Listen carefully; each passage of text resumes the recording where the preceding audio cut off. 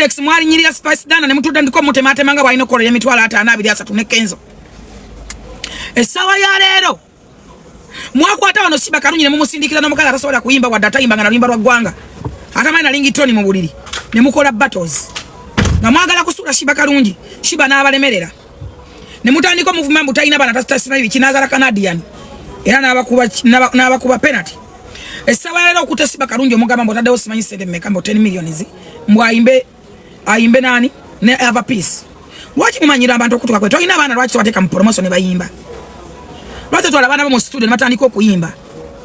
Muve kukalya z'abantu zigira kuba mwe mwalemwa. Mwe mwamala okulemera mwasala okuttakalya z'abantu. Okwata Shiba Karungi omugambe mbwakole kurabo ne Ava Peace. Simanyi bakole bato. Kani imagine basajja mwe. Esa mwali sita ku mitima mibi gy'abavaawa. Temuyina baana bamwe. Temuyina baana.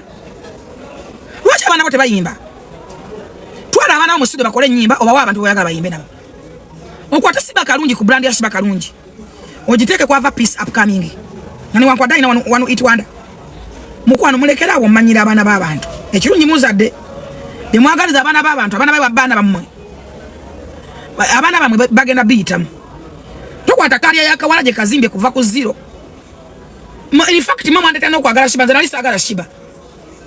Na yo unakule mwanyigiriza Shiba ne mumulangira bwatazala bwatakola kino mukwata omuyimbi atamanyi kuyimba yere mwere lwadde yatembe yango busalo ku social media. Abaga watu kananga mubenda ku bazungu. Ne mumuteka ku Shiba. Ne mukola zibato era Shiba namukuba. Ne mutuko ko yazika nyimba ne muzimba ne muyimba nezo luzungu. Era ne mugane okukiza nti Shiba amukubi. Ne mudda mu baana Shiba nazala. Nze njagala Shiba n'obulamu bwange bonna kati. Kati kanchibabuli. Tokolanga kintu okulumya gundi kyemwakola mu kyawe Shiba. Yafuna mba wagizi nzo mukube yafuna. Era nze yanfuna yamala. Kana talanga sigena mbivulu. Ngenda gena mu kivulu kya Shiba tengenda gula te batensa swate ntuli. Ate njira be paka ligwa kate sagala tiketi za bwerere. 22 August sena hotel. Kunyigiriza muntu.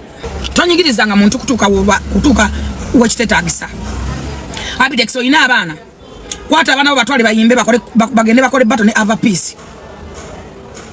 Bulandi y'omwana mugirinyiridde omwana we alwanye no kuma bulandi ye.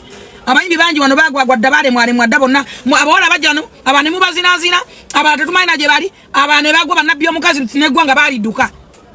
Mwabazinazana mbogerako bigambo ne mugamba ayina obugere simanyi musanvu simanyi obugere mwenda simanyi wolololo simanyi ebyoya ebyenkwawa bya bulu simanyi bya kakobe simanyi lusiki simanyi negwanga taliri mu nabbi omulamba.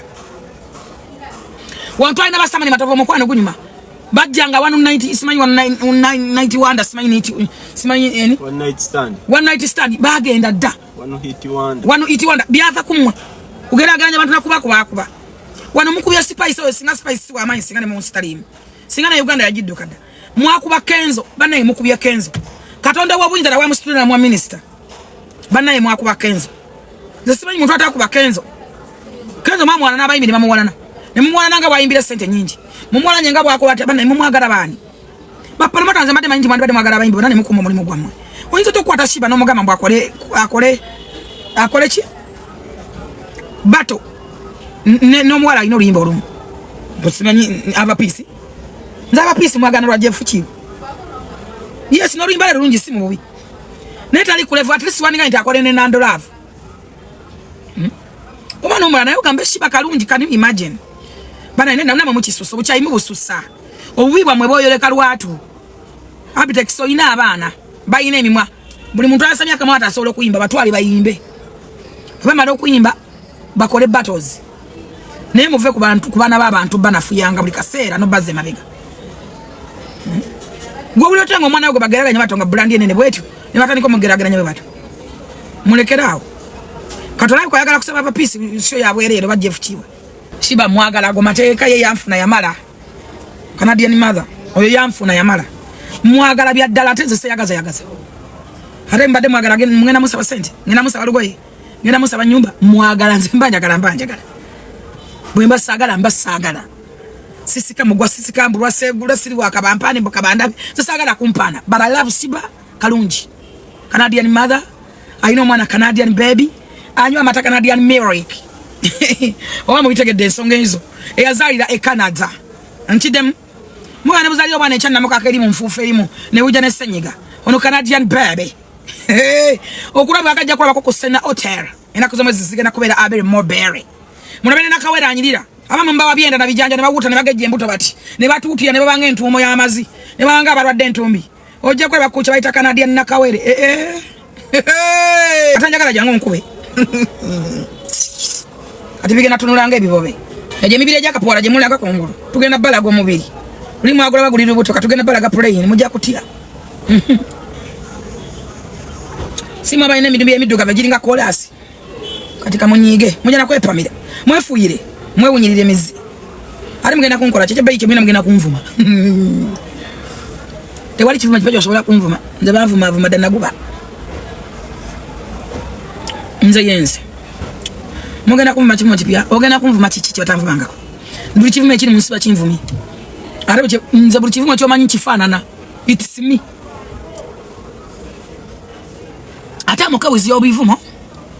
Ekikopo nyona mu kyabulu kya plastic olinga amatako.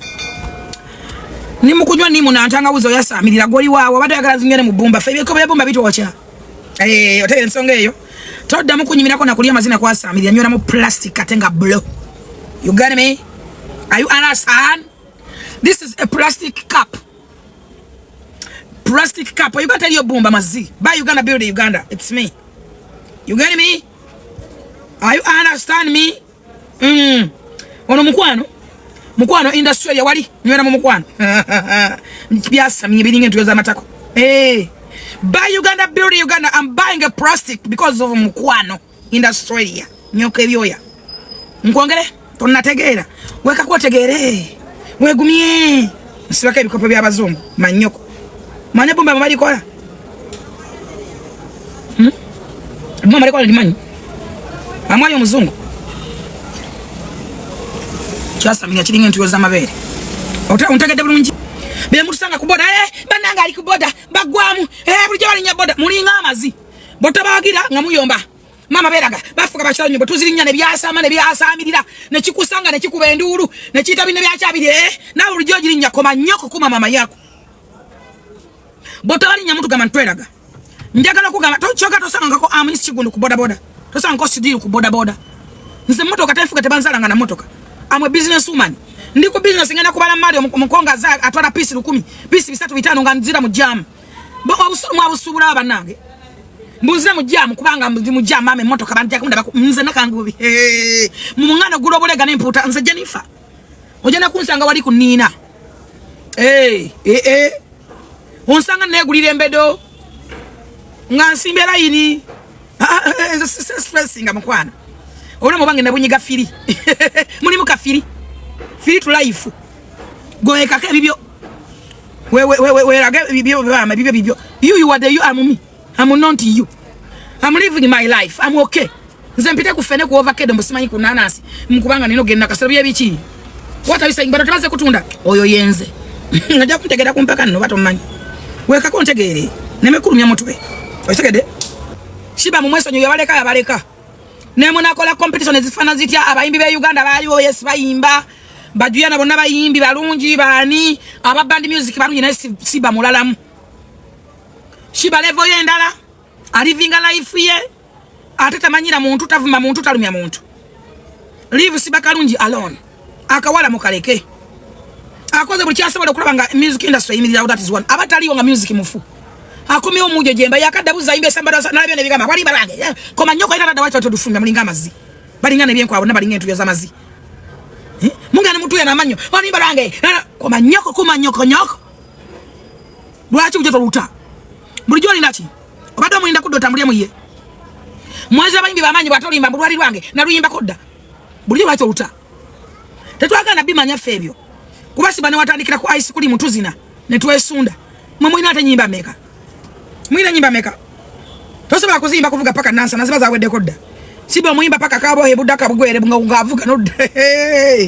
bo wana kusingo wensekede kutika majina mujja kwetika majina genvunza ebintu mu bireke biberenga katonda we yagamba bibere kubanga ne wonula na Shiba togenda kubeera ye tabadde wakwadde gapo nokuyimba kukulemye ageze nazala za de Canadian mwali mukayanira bana azadde rumu balungi kakati mwagala ki mwana nyumba si abami okuyingira muli awo mutangala mulinga byawongo Spice Diana mu mubanja ki Spice Diana mwagala akole kichi atakola Spice Dana ni amuwala sende kaja mu music industry.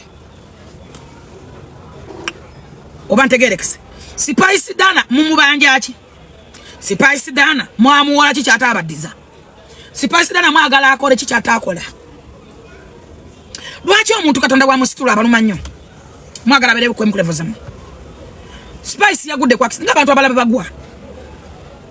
That is an accident. Choyagala ogamba nti abantu abalaba bavuga emotoka lwe mwaba yagala atomere. Emotoka etomereta. It's an accident. That is accident.